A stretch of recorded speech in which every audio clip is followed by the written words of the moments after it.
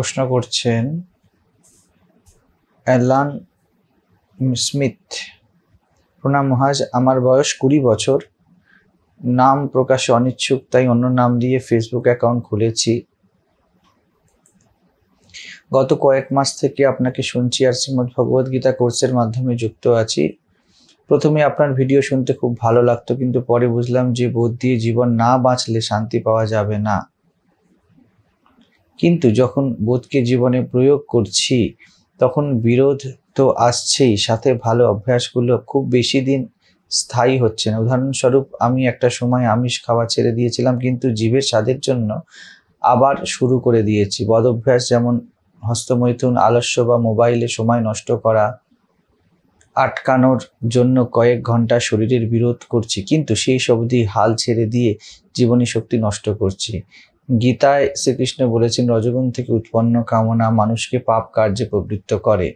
আপনিও একটি ভিডিওতে বলেছিলেন, যতদিন তোমার মধ্যে সংসারের ভোগের ইচ্ছা বেঁচে আছে ততদিন পর্যন্ত কোনো আন্তরিক পরিবর্তন সম্ভব নয়।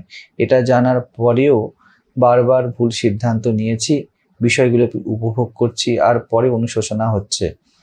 মনের মধ্যে যে দুর্বিষহ যন্ত্রণা চলছে তা বলে বোঝাতে পারবো না। এখন আমার কি করণীয় সেটা কৃপা করে বলবেন। দেখো, প্রথম একটা ভুল, যেটা বেসিক ভুল হচ্ছে, ওটার দিকে একটু সাবধান থাকো। যেটা এতটা শোনার পরে আমার মনে হয় কোনো সমস্যা নেই, কিন্তু আমরা ঘটনাকে সমস্যার নাম দিই। এই যে অনুশোচনা, জানবে সবসময় অনুশোচনা জীবনে সবসময় একটা কিছুর বিপরীতে আসে। গিল্ট সব সময় প্রাইডের বিপরীতে আসে। আমাদের মধ্যে যতক্ষণ পর্যন্ত এই দ্বৈতের আন্ডারস্ট্যান্ডিং ক্লিয়ার না হয়, আমরা যতক্ষণ আমাদের জীবনের প্রতি পূর্ণ গ্রহণশীল না হয়ে যাই, ততক্ষণ পর্যন্ত কিন্তু কোনো আন্তরিক পরিবর্তন সম্ভব নয়। এই যে কথাটা, যেই সমস্যার কথা বলছো, আমি তো মনে করি না কোনো সমস্যাই এটা। জীবনের যে সহজ অভিব্যক্তি, চেতনার যে যাত্রা, সেই যাত্রাতে সব রকমের উত্থান পতন আসে। আমরা আগেই কনসেপ্ট তৈরি করে নিই, বিভিন্ন বই পড়ে, বিভিন্ন ধর্মগ্রন্থ পড়ে, বিভিন্ন মহারাজদেরকে শুনে, যে আমাদের এমন এমন হওয়া উচিত, এটা ঠিক, এটা ভুল। আমরা কিছুক্ষণ আগে ষটচক্রের উপর কথা বলছিলাম। সাধক যখন তার সহজ অগ্রগতিতে চলে, তাকে সে যদি স্বাধিষ্ঠান চক্রতেও থাকে, তাকে কিন্তু খুব ওপেন হতে হবে, জলতত্ত্বের মতো ওপেন হতে হবে, সহজ হতে হবে। সে যখন মণিপুর চক্রে থাকে, তাকে জ্ঞানের প্রতি ওপেন হতে হবে। আবার যদি ব্যক্তি অনাহত চক্রে ওঠে, সেখানেও তাকে বায়ুর মতো ওপেন হতে হবে। একটা ওপেননেস জীবনে সবসময় চাই। এই ওপেননেস কি? এক গ্রহণশীলতা, এক সহজ গ্রহণশীলতা জীবনের দিকে আমাদেরকে এগিয়ে নিয়ে যাবে। আমরা যখন এমন কথা বলছি যে শ্রীমদ্ ভগবদ গীতা করছি, বা কোনো রকম একটা নির্দিষ্ট শ্রীকৃষ্ণ এমন বলেছেন, এই অভ্যাস চলে যাচ্ছে। দেখো, আমিষ খাওয়া, নিরামিষ খাওয়া, এটা বিরাট বড় একটা ইস্যুর বিষয় নয়। আমিষ মানে প্রোটিন কন্টেন্ট। আমরা আমিষ খাওয়া নিয়ে চিন্তিত নই, আমরা হিংসা নিয়ে চিন্তিত। সয়াবিনেও আমিষ আছে, রাজমাতেও আমিষ আছে, বাদামেও আমিষ আছে, প্রোটিন কন্টেন্ট সবেতে আছে। আমরা ধরে নিই যে মাছ, মাংস, ডিম এটি খাওয়া হবে না, এটি একটি খুব উল্লেখযোগ্য উঁচু ভার্চিউ। কিন্তু দেখো, সব গুণ আমার থেকে জেনারেট হয়। আমি হিংসার পারে গিয়েছে কিনা, এর উপর নির্ভর করে আমার জীবনের কোয়ালিটি কি হবে। এই না করে আমরা অভ্যস্ত হবার চেষ্টা করছি, এটা খাবো না, এবং তা ভেঙে যাচ্ছে, কারণ ভিতরে আন্ডারস্ট্যান্ডিং আসেনি। যত রকমের জীবনের বিকৃতি, যেগুলোকে আমরা নেতিবাচক দিক বলি, সেই সব বিকৃতি আসে অবোধ থেকে, আমাদের জীবনকে না বোঝা থেকে। প্রেম যদি ভিতরে না আসে, অহিংসা সিদ্ধ কি করে হবে? এবার আমার কথা শুনে হয়তো তোমরা ভেবে নেবে যে তোমাদের মনে এ করতে হবে, আমাদের মধ্যে প্রেম আসতে হবে, আমাদের মধ্যে প্রেম আসতে হবে। ভাই, বিষয়টি তা নয়। সে হস্তমৈথুনই হোক, সে আলস্যই হোক, সেই মোবাইল চালাই হোক, মূল বিষয় হলো জীবনের প্রতি গ্রহণশীলতা, বায়ুর মতো উদার হয়ে যাওয়া, জীবনের দ্বৈতকে স্বীকার করা। এটা যতক্ষণ আমাদের মধ্যে না আসছে, আমরা যতক্ষণ না এই ওপেননেসে বাঁচছি, ততক্ষণ পর্যন্ত কোনো রূপান্তর সম্ভব নয়। আমরা মনে করি আমরা কোনো কিছু অপোজ করে, বিপরীত করে কোনো একটা অভ্যাস দাঁড় করাবো এবং সেটা চলবে। কি করে চলবে? বিপরীতের অর্থই তো এই, যেমন দিন রাতের মতো। রাত যখন আসবে তখন দিনের একরকম ভাব সে নিয়ে আসবে, তো সংযম যখন আসবে অসংযমের ভাব নিয়ে আসবে। আবার দিন যখন আসবে সে রাতকে তার মধ্যে বীজাকারে নিয়ে এসেছে। হ্যাঁ, যখন মাছ মাংস ডিম খাবো না, সো কল্ড প্রচলিত অহিংসক হতে চেষ্টা করব, তখন কি হবে? তখন তার মধ্যে মাছ মাংস খাওয়া যায় এই ভাবটাই আসবে। দেখো, মাছ মাংস ডিম খাওয়া বা না খাওয়া এই দুইয়ের মধ্যে অহিংসা লুকিয়ে নেই। অহিংসা একটা তোমার স্বতন্ত্র, যেমন অনাহত চক্র বলি, অস্পর্শিত ভার্চিউ।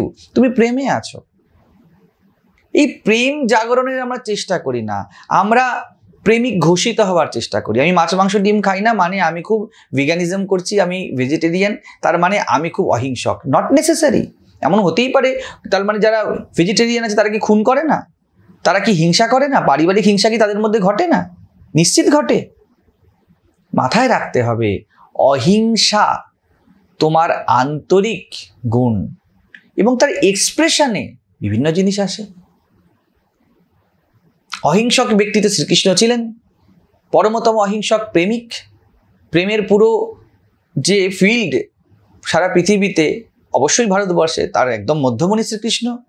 শিশুপালকে তো হঠাৎ করে মেরে দিলেন। হতে পারে শ্রীকৃষ্ণ, মহাভারতী বলছে তিনি আমিষাহারও করতেন। আমি আমিষাহারের সমর্থন করছি না। আজকালকার দিনে এই যে পশু হত্যা কোনো কালেই গ্রহণযোগ্য নয়। কেন আমার বেঁচে থাকার জন্য আরেকজনকে আমি মারতে যাব? কিন্তু এর সাথে এটাও ঠিক, যেগুলো কোস্টাল জায়গা, উপত্যকা, নদীর ধার, সমুদ্রের ধার, তাদের স্বভাবগতভাবে জেনেটিক্যালি একটি আমিষাহারের টেন্ডেন্সি থাকে। এই টেন্ডেন্সি ইকুয়াল টু অহিংসা বা হিংসা এইভাবে বলে দেওয়া যাবে না। কেউ জন্ম থেকেই হয়তো বৈষ্ণব ফ্যামিলিতে জন্মেছে, সে মাছ মাংস ডিম খায় না, তার মানে সে জন্ম থেকে অহিংসক জন্মেছে তা কিন্তু নয়। এটা আমাদের ভেদ করতে শিখতে হবে। ঠিক তেমনি আমি হস্তমৈথুন করব না বা আমি কোনো রকম কুঅভ্যাসে লিপ্ত হব না, এই কথাটা বলার সাথে সাথেই সুঅভ্যাস আর কুঅভ্যাসের দ্বৈত আমরা তৈরি করি এবং এই দ্বৈতের মধ্যে আমরা একটা পক্ষে দাঁড়াই। জেনে রাখবে, তুমি যার পক্ষে দাঁড়াবে তার বিপরীত পক্ষ আজ না হোক কাল ভারী পড়বে, কারণ এটাই তো দ্বৈতের খেলা।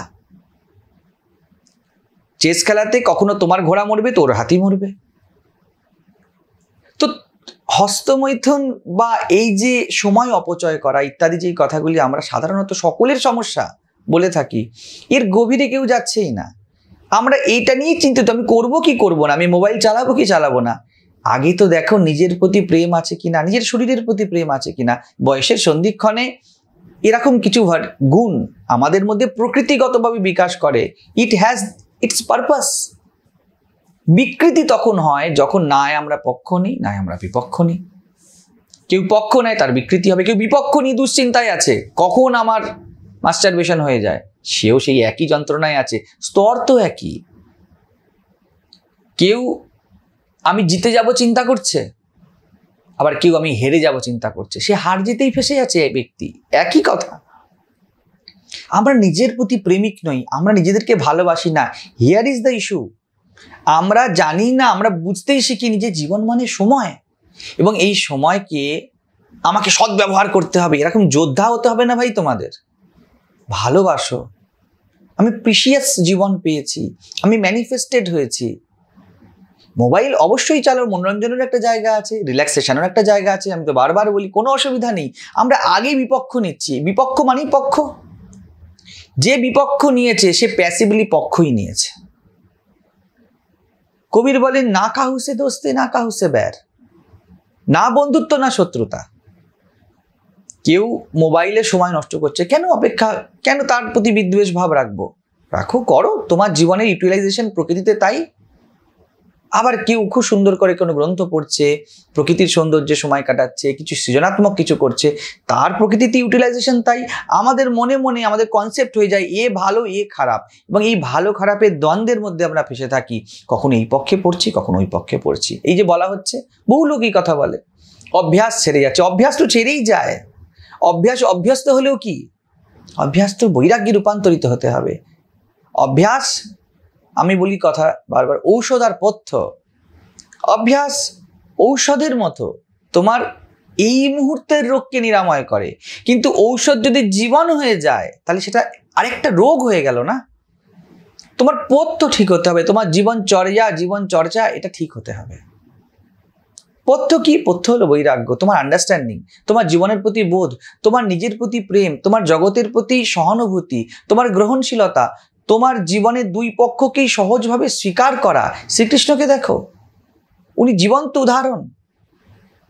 নমে পার্থাস্তি কর্তব্যম ত্রিষু লোকেষু কিঞ্চন। আমার কোনো কর্তব্য নেই, তাহলে কি মাস্টারবেট করলাম কি না করলাম কর্তব্য আছে? নষ্ট করলাম সময় কি না করলাম কর্তব্য আছে? অকর্তৃত্ব শ্রীকৃষ্ণের কেন্দ্রে, অকর্তা হয়ে জীবনকে দেখো। তোমার মধ্যে যা দোষ যা গুণ আছে সব নিয়ে অস্তিত্ব তোমায় নির্মাণ করেছে। সবার প্রথম কাজ একে সার্বিক স্বীকার করো, হ্যাঁ এটা আছে। এইবারে দেখো প্রেমের দাবি কি? এ প্রেমপূর্ণ সম্পর্ক, এ নিজের সাথে যুদ্ধ লড়া নয়। দাঁত যদি জিভে পড়ে যায়, জিভে যদি আঘাত লাগে, দাঁতকে আমরা ভেঙে ফেলে দিই না মুখ থেকে। দুটোই তো আমার সংযম অসংযম তো আমার। ভগবান বুদ্ধের সামনে যখন মার আসে, প্রথমবার বলছেন যেন মার প্রথম শুনছে ভগবান বুদ্ধের কাছে, ভাই তুমি আমার থেকে আলাদা নয়, এসো মার। সবাই মারকে ভয় পায়, মার মানে আমরা সৌকল পাপ পুরুষ, এই যে পাপে লিপ্তর কথা আমরা বলছি। সমাহিত করে নিলেন, তুমি আমার থেকে আলাদা নয়। পাপ প্রথম শুনছে যে কেউ বলছে যে তুমি আমার থেকে আলাদা নয়। সো কল্ড পাপ, সো কল্ড পুণ্য, দে আর কনসেপ্টস। আমি এই কথা বলছি না তুমি সময় অপচয় করো, তুমি হস্তমৈথুনে লিপ্ত থাকো, তুমি আমিষাহারে লিপ্ত থাকো। তুমি অভ্যস্ত করে শুধু একটি আবরণ দিতে পারো, জীবনের বোধে প্রবেশ করে তুমি বৈরাগ্যে প্রতিষ্ঠিত হতে পারো। বৈরাগ্য মানে এই অর্থে তুমি বুঝেছো জিনিসটা কি, বিষয়টা কি। এই বোধ আমাদেরকে এগিয়ে নিয়ে যায়, আমাদের পরিপক্কতা দেয়। অভ্যাস ওষুধের মতো এই সময় আমাকে কিছুটা রক্ষা করে। তোমার সকালে বেলায় ওঠা অভ্যাস আছে, মর্নিং ওয়াকে অভ্যাস আছে, তোমার ব্যায়াম করার অভ্যাস আছে, কিন্তু কোনো কিছুই সুস্থতার তোমায় প্রেমিক বানিয়ে দেয় না। বহু লোক তো এখন স্টেরয়েড নিয়েও তার বডি বানাচ্ছে। বহু লোক আছে অন্যকে প্রদর্শন করার জন্য তারা শারীরিক কসরত করছে। তার মানে সে স্বাস্থ্যের প্রেমিক নয়।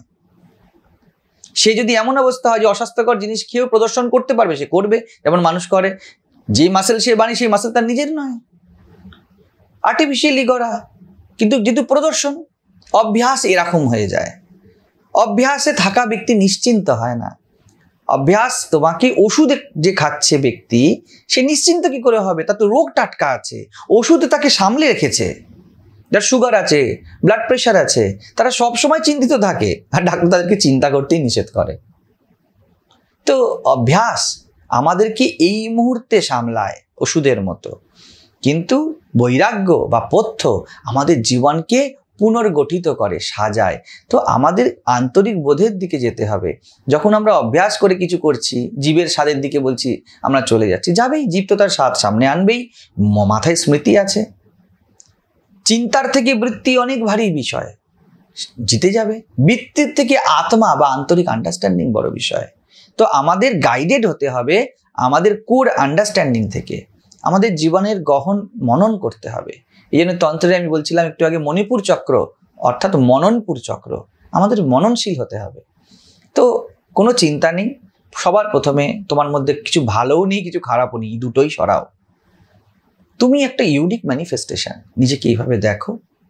তারপরে আমাদের প্রত্যেককে এইভাবেই এগোতে হবে।